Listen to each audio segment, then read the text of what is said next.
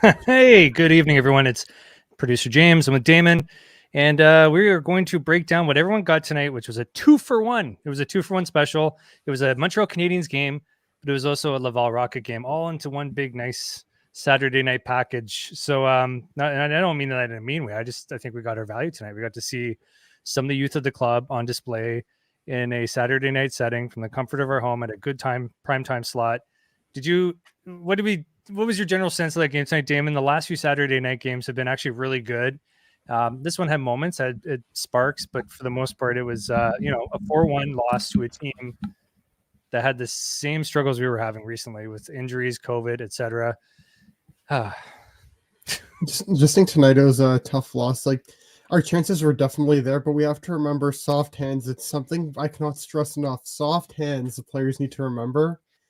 From the Mighty Yeah. Ducks, I don't know if we can get Emilio Estevez to coach this team for practice and just do the egg drill with them, or as shown in the new show, the phone drill.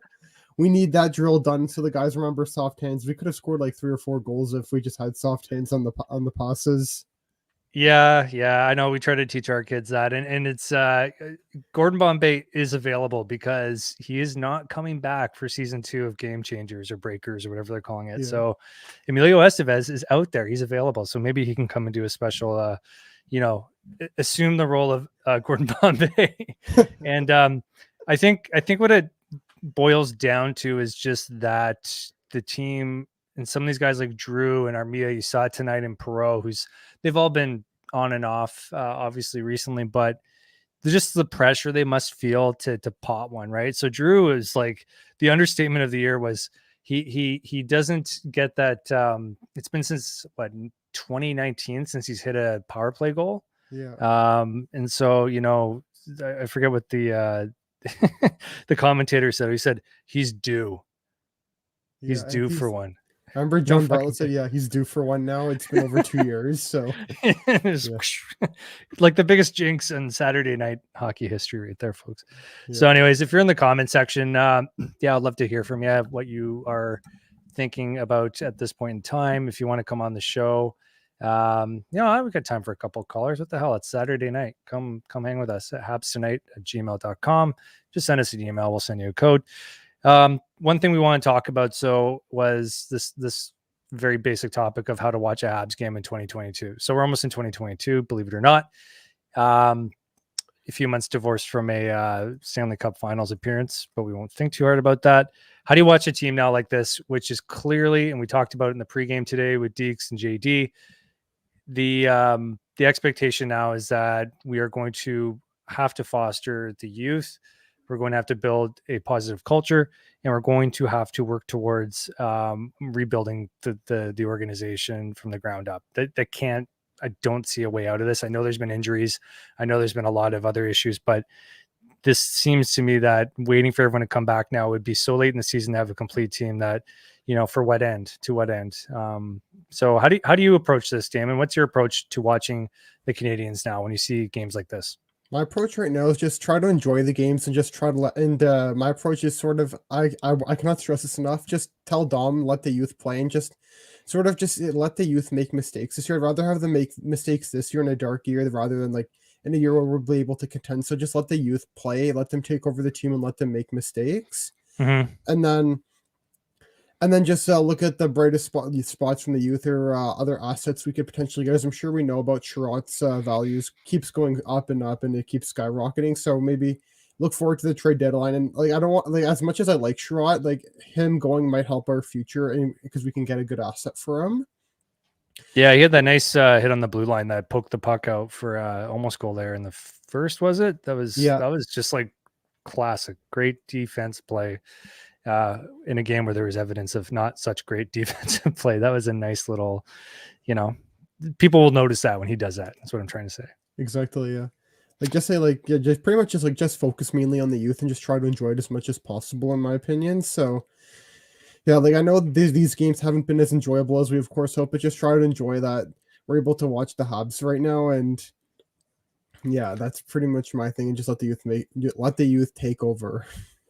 Yeah. So what's gratifying is, and I don't have the score sheet up if you can bring it up or someone can tell me, but I'm going to predict that Suzuki and Caulfield led the team in shots on goal tonight. I think they did. Yeah. Caulfield, I know he hit the post in the first period, but that wasn't registered as a shot on goal. But he Yeah. played amazing, Caulfield, tonight. Yeah. Yeah. He was everywhere. He made stuff happen on both sides of the rink. And there was a play where he disrupted, I think it was Tarasenko on the blue line before he went back to the bench. That might have been in the first end of the first. Sorry, I have my scribbled down my notes here, so I lose track. But anyways, it was like a few hustle plays, some really nice forechecks, and obviously just finding the slot over and over again. Whether or not he could put the puck in the net was a different matter. It was tough. I mean, it was just one of those games where they were pretty much outplayed, but also pucks just weren't hitting the stick, getting off the stick the right way, and it just by the second period it just accrued to the fact that St. Louis made more plays than our team, and it created one of those insurmountable leads that we weren't going to come out from. That being said, there was a hope when Romanov scored there, and I thought that was a nice, when you talk about the youth, how that play developed. So that was Dauphin just giving the hard forecheck, winning the puck battle behind the net. It wasn't even really contested. He just hustled, made a play to the front of the net. And then I think Palin's the one that dug it out to Romy, right? With the beautiful wrister top left. Like, give me more of that. Once a game, that almost makes this a redeeming team to watch at times. I just love to see Romy shoot the puck more. I just want to see Dom put him in more positions where he can just release that puck because he's got a pretty underrated shot for a blue liner. Yeah. Oh, yeah. Yeah. Yeah. And Susie as well. Obviously, Zachary, that did not go unnoticed. He was playing at all levels of the game, obviously defensive, offensive, but also he laid out Kyrou, took him out of the game. Wasn't like a overly huge or aggressive hit. It was just a well-placed check. And obviously Kyrou, I hope, is okay because he's a good player. But took him out of the game. That's what you do. That's how you win games in different ways, not just by scoring. So that to me was really cool. And I'm going to say this about this was a funny comment. I'm going to say this about how to watch games in 2022. You got to look at the other players sometimes and just appreciate what's happening on the other side of the rink because the St. Louis Blues, while injured, missing their starting goaltender, a bunch of other key players. They had some guys that you can't keep your eye off of, right? Like, Kyrou's one. He was all over the place. Do you know much about Walker? By the way, Nathan Walker, I do know a bit about him. I remembered Nathan Walker. He did play for Washington for a bit. He's actually, I think he's the first British NHL player to score. Actually, I think I might be lying about that way. I think it's Brendan Perlini, the first British born, but I know Brendan Perlini has represented Canada internationally at IHF tournaments, but I'm pretty sure Nathan Walker's the first player from Great Britain to score an NHL score an NHL goal while representing Great Britain. So nice. Yeah, I remembered he also played for Washington for a bit, and I remembered he was the one that dropped the gloves with Andrew Shaw after Andrew Shaw destroyed Calvin Hobbs. I remembered it, and when he first came to Montreal, I remember there's that iconic Andrew Shaw was like raising his arms, like just destroyed him. He was the guy. Nathan Walker's the guy that Andrew Shaw destroyed in that fight. Okay, I think Nathan Walker is Australian because we are. That's what Google search just showed me real quick. AHL call up, 5'9". The guy was all over the place tonight. He had a good game, and I was wondering who our Nathan Walker was going to be tonight. But I think Dauphin, he's probably our AHL Laval team all star because Caulfield's now a Montreal Canadian, so we're gonna give him the shout out. This comment here, shout out to Lindgren. Obviously, he was on the practice squad and last year for the Canadiens. Always happy to see the alumni do well when they're on the other side of the rink. Torrey Krug scored that one at the end to seal it. I mean, that's another guy who, if you're just trying to teach your kids how to play hockey, he's worth looking at. And then obviously Tarasenko and Colton Parayko and just monsters. Tarasenko, actually, I was surprised at how few goals he scored in the last couple of seasons. He's obviously come back from an injury that's at one point was possibly a career ending. So good for him. Good for you guys. There's some nice players. I'm being a little nice to the Blues because one of my best friends is that's his team. So You know, I still like shout the out to Blues. Yeah, I have my respect for them. They don't offend me like other NHL clubs might. Same here. Yeah. Yeah, not to mention that the Leafs did play Chicago tonight and almost lost that one. But all right, what else you want to talk about here? Well, like I said, no more pressure, guys. The pressure's off. Habs tonight has always been a low pressure environment. So as a fan community, rest assured, Montreal Canadiens, if you're watching tonight, the pressure is off. We will not put any more pressure on you to win games. Okay, officially, at least I decree it tonight. But the pressure is on the youth to show sparks, and tonight we did see sparks. Suzuki, Caulfield, those have to be your number. Those two and Romanov, those three guys every game have to show. If there's any pressure on the team, it's that those three guys every game when you watch, you want to see some growth or at least leadership or something like we saw tonight. Is there anyone else you would throw into that? Like to me, they are the three guys that you want to have to be your consistent every night performers. For me, like I know he's not with the team right now, but when Norlander's with the team, I'd like to see him consistently perform. Also, Ryan Paling as well, because Paling now to me has shown that he's here to play, he's here to stay. Mm-hmm. So I'd throw Paling into that, and I'd do, and also Jake Evans. Jake Evans, like I know he wasn't there here tonight because of his injury, but he's always been someone who's always been a pleasure to watch, even in person. It's even more enjoyable to watch Evans because he does everything right on the ice. So yeah, I hope he's someone who sticks with us, and yeah. Yep, I agree. Those guys are again probably in that. If you want to make a top 5 or 6 or whatever, they're definitely in the mix. Update on Dale in Europe. Yes, Dale Weiss, who is the founder of the channel and our resident professional hockey player. He's in Sweden right now, so he's playing with Oscar Sham. They've been kicking ass. They've been winning games, and I know they have a bit of a Christmas break coming up, but I've been told they practice every day. So he seems to be doing a lot better. He had some injuries early on, went back home for a couple of weeks, went back out there after a bit of a layover and back home. And by all accounts, he's living up to the billing. So it's been great to see. And in fact, if you guys watch the channel, you'll notice that we put up a video where Dale had in his own words what his future after that's going to potentially look like. And no, I don't think he's pushing to be the next GM of the Montreal Canadiens. I think his language skills immediately disqualify him, but you know, the fans are there for him. I've seen that. So do you watch any Swedish hockey in your spare time, Damen? I try to when I get the chance typically, but the thing is that it doesn't come with like my TV package. So sometimes I'll go online and just try to search for the clips of Swedish hockey, and yeah, that's sort of my thing. Like I'll try to search for clips every once in a while, but yeah, Swedish hockey is definitely much different than the North American style because of the bigger ice and the jerseys, man. Like the jerseys have so many. I cannot stress this enough. They have so many advertisements on them. Oh, they're freaking awful, man. They got, yeah. I mean, you can, I wonder how much, I'm actually curious how much they cost. Like how much, I actually want to know how much it would take to get on that Oscar Sham jersey next year if Dale goes back. Perhaps Tonight logo on there, maybe by the underpit or something. I don't know. Yeah, Montreal. Even if we're going to tank, I don't like Ducharme giving too much ice time to extremely underperforming vets. I hate to break it to you though, someone's got to play. It's hard to put too much, more on this team. It's really fraying at the edges, I'm afraid. I mean, how else would you give?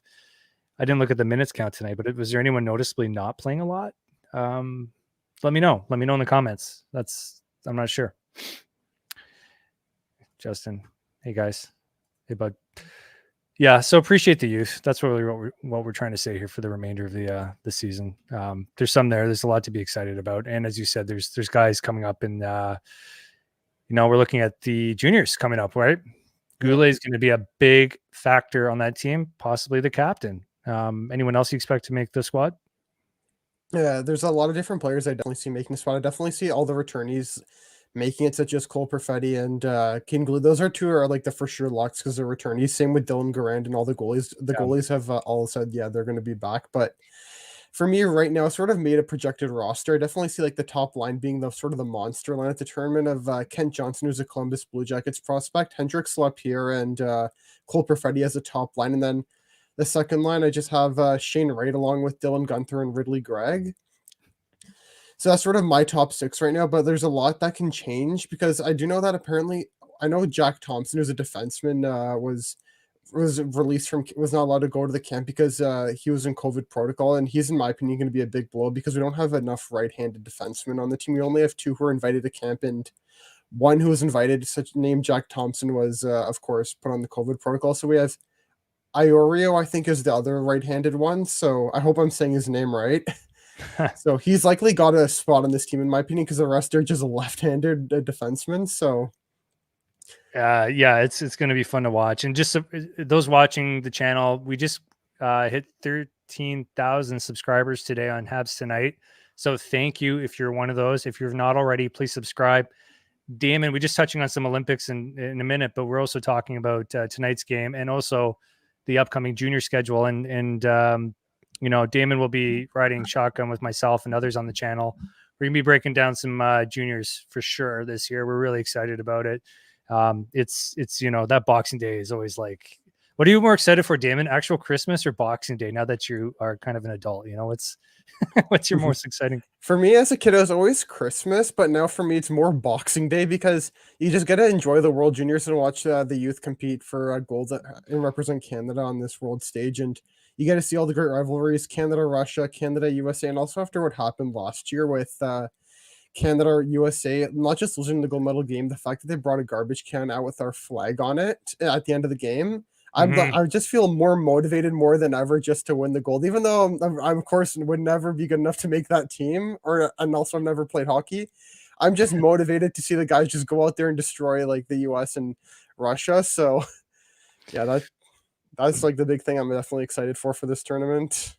Yeah, no revenge for sure. Canada just gets disrespected ad nauseum. I mean, the opening anthem tonight before the Blues game was a train wreck, and poor lady, she did a really good job. She let the crowd sing with her on the next song, and I think that was in a tribute to the community that was impacted by the devastation over the last few days here around in Missouri. So shout out to them. Hopefully, no one we know has been hurt, but to those who did or lost their lives, we're thinking about you. But yeah, the juniors is a big deal, and it is the best reason to wake up on Boxing Day and have a couple of drinks. So we're going to talk about the Olympics for a sec. I'll come back to King of Gamers on the future of the Habs because we'll roundabout way get there. You watch another team. The last few games, we've seen guys like Nathan McKinnon. We've seen Steven Stamkos. Probably locks for Team Canada. In fact, I'll say it right now. They're locks. They're 100% locks. They're not going to be on the team unless they choose otherwise. Tonight, we saw another guy who I think is, in my opinion, a lock. It's Ryan O'Reilly, 100% a lock. And they touched on the show. I mean, he's a face-off wizard, and we've seen puck possession, as you said, super important. This is going to be a theme, I think, for this team in Canada.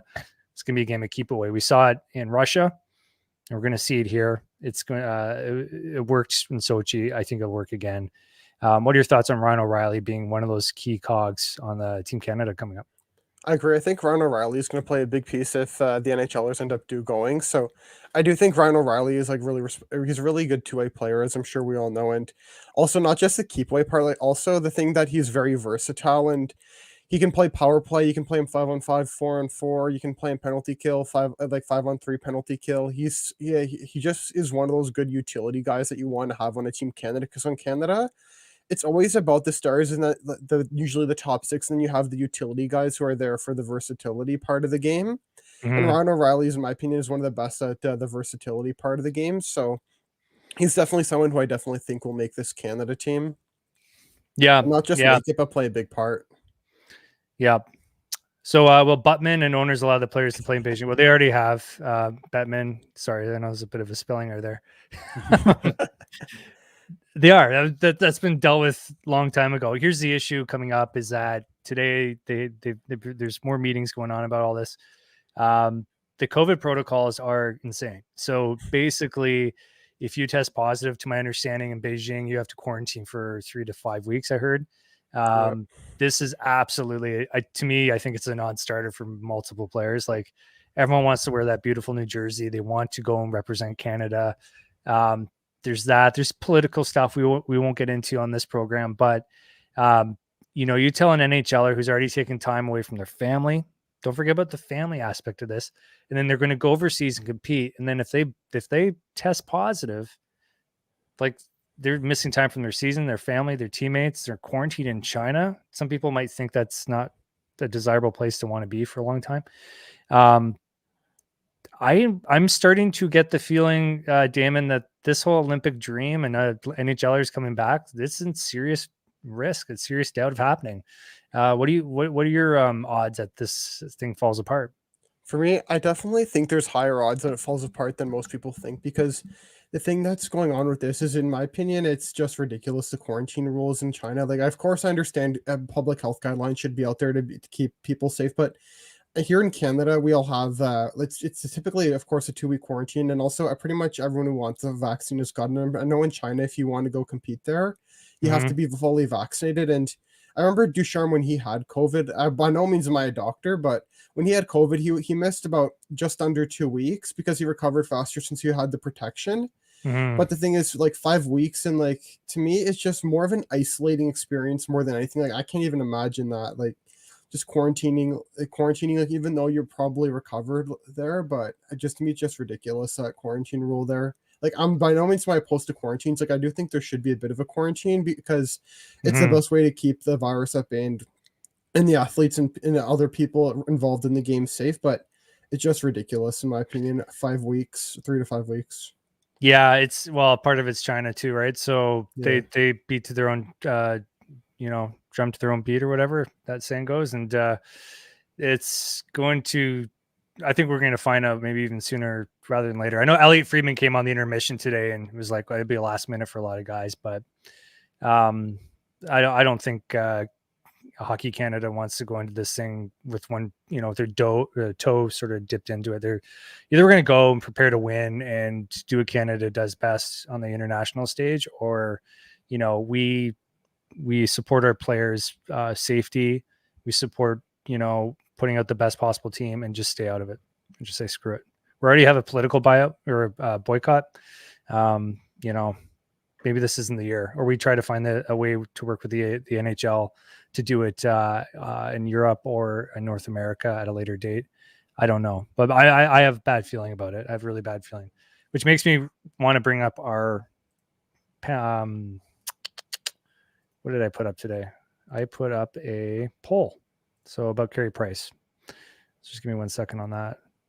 And while we wait for that poll, we're going to bring on Justin. He wants to weigh in on this. Hey, Justin. Guys. I didn't hear that last question. What did you guys just say? I was just logging in here. We were talking about the Olympics and the quarantine rules, and whether the NHLers might actually end up going or not now, because it sort of looks kind of dim in this kind of situation, because if the players test positive, they could be quarantined in China for up to 3 to 5 weeks. And in my opinion, like, I said, like, that's like too long for a quarantine. And if you test positive, you're definitely going to miss some NHL time. So that's sort of what you missed. Yeah, I saw something about that during the intermission on Hockey Night in Canada. They were talking about that. It's crazy. One can only wonder what a player would go through, having to go through that experience of quarantining and being away from their family that much longer. I kind of caught on to what you were saying before about being away from their families and so on. So if players decide to pull back from this, I wouldn't be all that surprised. With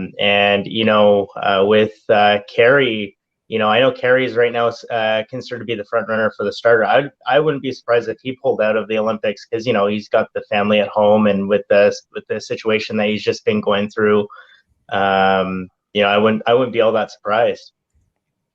Wow, perfect segue into our poll from today. So I put this up around 5 o'clock. Will Carey Price come back in time to merit consideration for the Canadian national men's hockey team that will be competing in the Beijing 2022 Olympics? And it's been almost split down the middle. Yes, he'll want to be there and represent Canada at 47%. No, he doesn't want to rush back, 53%. And what that tells me is that, well, we don't know. We're just guessing. But the timeline is, well, vague. It doesn't seem like, Justin, he's going to be back before Christmas now. No. So with this thing kicking off in a few months, a couple months rather, it's, he wants to be fully prepared, and now he's going to come and rush into an NHL, not rush, but be ready for NHL hockey. And then a few weeks later, go to China and then play in a completely different style of game. Like, I don't see that all happening at this point. Yeah, neither do I. I know. It's tough, right? Like, he and also look at the situation the Habs are in too. It's going to be really tough to get into that really high competitive mindset, especially with the way that the team's been playing. I mean, not to say he can't put any solid games, but it's hard to, be in that great mentality when the Habs are in that state right now. When you go to Beijing, of course, you're going to be surrounded by superstars if that does happen, but he just hasn't really played at all, right? So, I think I wouldn't be surprised if he steps out and lets somebody else take the reins. Yeah. Well, I think, Did you guys unlike your own poll? We might have. Did I just give ourselves a thumb down? That's crazy. Thumb up. Yeah. So I just wanted to throw this out here. I know you guys are talking a little bit about the World Juniors a little bit. So I'm in Kingston. So of course, like, we've got Shane Wright up here, and I've got to say, like, I know, like, right now in Kingston, right now, our area right now for COVID, we have higher numbers right now than Toronto right now. It's really bad. But all that aside, right now, I know Shane Wright is here. I've been fortunate enough to see the kid play before. He's fantastic, great two-way player. A lot of people compare him to Bergeron a little bit in terms of his two-way play. He's fantastic, and unfortunately, like, here in Kingston, we're a hockey town here, but for the OHL, it's unfortunately the building doesn't really fill up all that much, unfortunately. But I'm hoping at some point in time, and then when cases go down, I can watch him play a little bit. I know he's been actually getting a little bit of love from some Habs fans. They're creating some those jerseys with the masking tape. They're putting his name. I don't know if you guys saw that. Yeah, we saw that. And his response was like, "I wouldn't mind." Yeah, exactly. Nor would I. I would play anywhere except maybe Phoenix. I just guys, I'm trying to get in the building. Let me in. Yeah, no. Okay, I tried to practice early. Sorry, we didn't pay for the morning parking. So no, thanks for that, Justin. I mean, we're obviously living in interesting times again, and we're all just trying to navigate it. And I can't believe, I'm just happy we get to watch these games. That's great. Absolutely. If it's NHL this year, let's just roll with that. But yeah, exactly. Wake me up when it's over. Okay, well, I'll let you go, man. It's great to see you. We're going to wrap the show here in a second, but good to see your face again, hear your voice. Absolutely. And hopefully everything is good on your end. Yeah. Take care, guys. It was always a pleasure. Thanks, bud. All right. See you guys. Yeah, I don't want to take you too much longer, Damon. I know you got exams and stuff going on these days, but just for everyone watching, remember we hit 13,000 subscribers today. We couldn't have done it without you and your support. I know people in the chat see a lot of familiar names. Habs fan 315. I know you got a lot of questions about trades, and we're gonna have a ton of content coming up about who we think might go. I know Dale on last Sunday show, he laid into a lot of scenarios and things that he thinks could happen, but it's really interesting what's going to happen this season. We are definitely going to be busy at the deadline, I think. Right, Damon? I mean, we're probably at that point where we're going to try to do stuff. I know it's difficult with some of these contracts, but we have quite a few contracts expiring. Like Paquette's contract is expiring. Sherratt's contract's expiring. Weidman has been really good for us, and his contract's expiring. And a lot of these contracts are very good in a flat cap. And same with Kulak's contract. So a lot of guys I do think will be shipped off. Right, and the salary cap will go up $1 million next year. Yeah, is that what they said? So, yeah, at least it's better than zilch. Like, it's better than zero, which it's been recently. So yeah, the escrow got paid off. So I'm sure we'll get Dale to come on and talk about the escrow. He's got some serious opinions about that. Kulak, Lehkonen. Yeah. We're gonna have a trade deadline content up the wazoo, guys. Don't worry about that. A little too early now to say who's gonna go and stay. I just know that our locks are Suzuki, Caulfield, Romanov are probably our do not ever touch guys. And then, you mentioned a couple of other younger players that, we'll see. We'll see what Gorton and said to be GM, likely not Dale Weiss, but said to be GM, maybe Daniel Briere. I'd like Danny B as GM. Yeah. Yeah, I got to say, like, sometimes we do these longer form shows and we break up the clips. And, the reason we do that is because, for a lot of reasons, because of YouTube. But we want you to get on the shorter clips and comment and give us your feedback. Like the Alain Vigneault clip got a ton of strong responses, right? Yeah. Because Dale actually came on the show and said, yeah, I think he could be viable. And, Dale played with Alain and obviously played with the Habs. And not a lot of fans were digging that. And it's just cool. Like, come on the program, disagree with us, go on the comments, disagree respectfully if you can. And that's okay. Like, we're here to have good chats. So I appreciate you guys jumping on that stuff. I know that we're not trying to clickbait you. We're just trying to give you good content and give you perspectives from someone who's either played in the league or, people who probably spend way too much time watching this stuff. So you're not one of those people, are you, Dan? I watch this channel a lot, let's just say. Well, I mean, you watch a lot of hockey though. So I know. Yeah. Yeah. No Alain Vigneault, please. I don't think we have to worry about it, to be honest. I don't think he's coming. All right. Well, look, that was a rough game. There was some silver linings as we discussed near the beginning there. So Romy getting a nice little goal and just watching Caulfield. He's not he's like, as a Habs fan, I guess he's almost must-see TV. Like that the term is thrown out there for Trevor Zegras today. Maybe that's not a fair comparison, but for a Habs fan, he's starting to get back into that must-see TV watch. Just to watch him, the way he moves around that ice it's exciting. That's what I get. Like, he brings good energy. Yeah, 100%. Yeah, no more coach recycle. I'm with you. Imagine we rehire Tyrion again. Yeah, sure. Why not? just imagine how funny it would be.